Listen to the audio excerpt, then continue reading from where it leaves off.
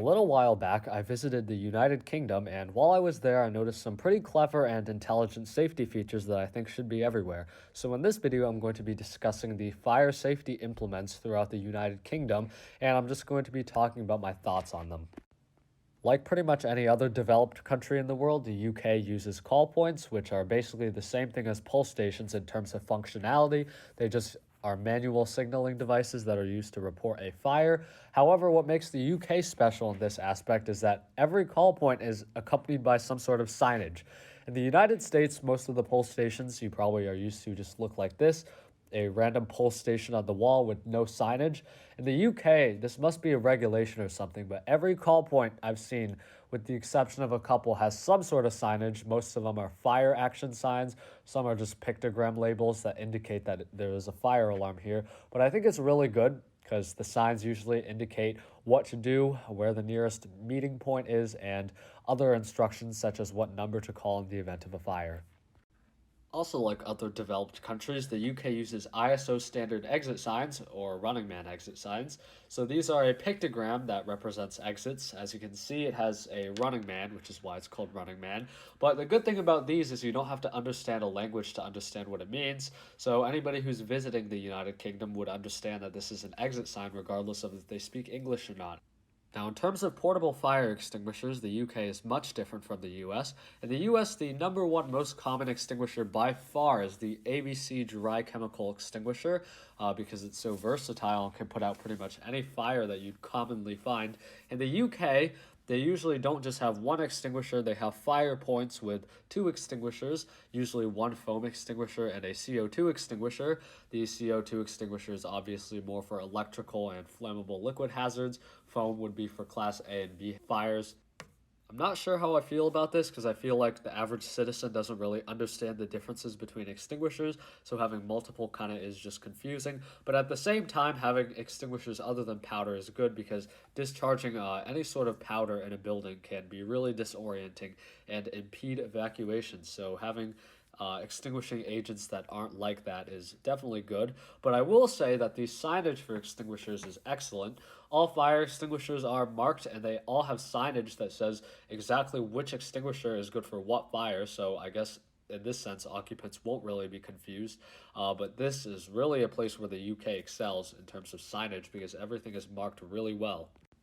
So obviously the UK has smoke detectors tied into the fire alarm system, but something interesting that's different from the US is that instead of separate notification appliances, a lot of the devices are just built into the smoke detectors. So you can see here's a smoke detector with a sounder base. Some of these have flashers built in.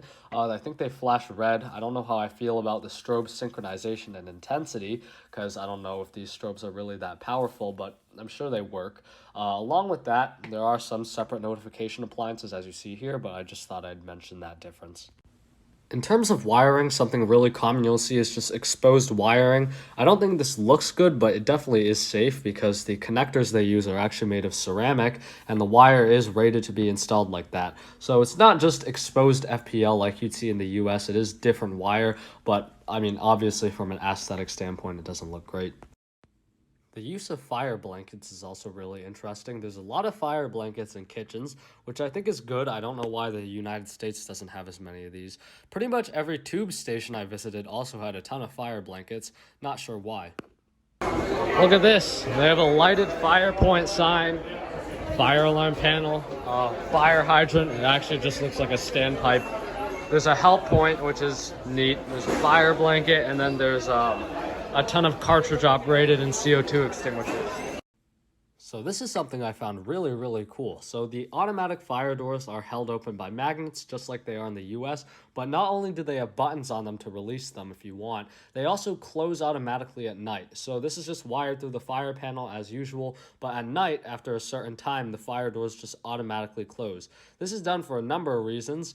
Not just specifically one, but for one, it prevents the door hardware from getting set in the open position and not closing during a fire. It saves energy because at night people don't really have to pass through the doors as often. And also, it prevents fire from spreading because in the event of a real fire, you have to wait until the fire alarm activates before the door closes. Whereas if the doors are already closed, the fire won't spread at all. Along with that, because the exit signs are usually maintained, they can also be switched off at night. What's a maintained fixture, you might ask? A maintained emergency light is an emergency light that can be switched on and off like a normal light fixture. In terms of emergency lighting units, most of them are these fixed emergency lighting bulkhead units.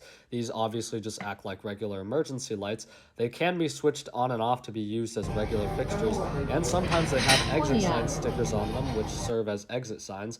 Not sure how this is acceptable, but I guess that's fine. And like I said, some of these are maintained so they can just be switched on and used as regular lights, as you can see here.